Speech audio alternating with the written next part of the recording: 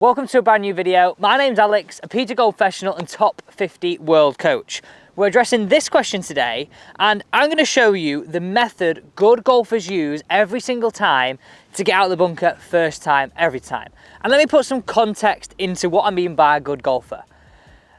When you're not playing your best golf, you might end up in some of these greenside bunkers. And when you're going into them right now, you've probably got the mentality of, oh no, I'm in a bunker, it's a guaranteed bogey. Whereas a good golfer walks into them and thinks, you know what, I'm pretty consistent out of these. I can get it out and give myself a chance of making a par. And let me give you that confidence too. Now we have a long bunker shot here. Have a look at this shot. I'm going to show you what sort of compensations you've got to make in order to play them really well. Get close. So let's just take a normal bunker shot where you're just away from that flag.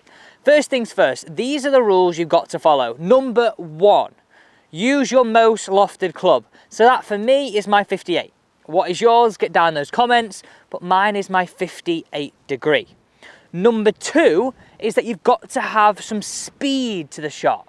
Number three, we don't want to hit the ball. We want to feel like the ball's being cushioned onto that green whilst we hit the sand.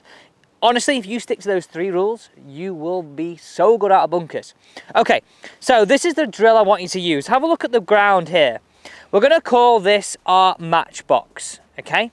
Our matchbox is drawn on the ground here, and nice and simply, there should be sort of 1-2 club heads either side. So 4 club heads in width, and maybe 1-2 club heads in depth that way. Okay, so really nice and simple. What we're looking to do is access the sand on this middle line. And like if you were striking a match, all your speed would be poof, down at this point, wouldn't it? We wouldn't be slowing up into the sand because we wouldn't strike the match. Follow these steps. Here we go. So we've got our drill set up. We've got the concept of striking our match. Hold your club up into the sky. Slightly open the face and then take hold of it. So looking at this from the player cam perspective, and my grip looks pretty normal to me, but my club face is a little bit open, and that's vital. That helps our club glide. I've got a wide stance, okay, and this is where it might feel strange to some of you. If you go down the line perspective as I'm showing you this, I've got my ball position just inside my left heel, but I actually look quite a long way from the golf ball, don't I? I'm sitting down into this shot and then putting my weight left. That'd be where I'd normally stand. Look where I am now. Really long way away from that golf ball. And that's vital. Honestly, that's so vital because that helps us keep the loft on the club and get this ball going high, like we see the pros do. And that's what I want you to have the confidence to have too. So, we've got our open face, we've got our ball position, we're sitting down into the shot. Now we're going to feel as though we strike that match on that middle line and splash out the matchbox and point our loft back at us. So this motion. I'm actually going to show you a few reps here on the slow-mo of what that motion looks like, and what I would recommend is pausing it at impact and pausing it on the way through, and maybe even screenshotting those, right? Because they're the vital points to this video. Here we go. Now, I said this is a long bunker shot. I've got my 58 degree here. I don't actually anticipate this will get there, but have a look at the technique and then I'll show you what to do with the long ones. So here we go. I've got my setup, I've got my stance, I've got the feeling I'm keeping my weight left and striking that match. The speed at the matchbox, vital. Look at the height on that.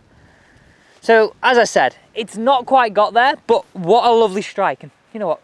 Have a look at this. I maybe got it a little bit heavy, but because I was open-faced on the club, my bounce was gliding through. So that's where my ball was roughly here, okay? I sort of caught it first, through, and cushioned the sand up. My club didn't dig and smash down into the sand, and that's vital. Me having that face open gives you a bigger margin of error, which is gonna make you consistent. Honestly, that's what makes you consistent. Let's hit another one here.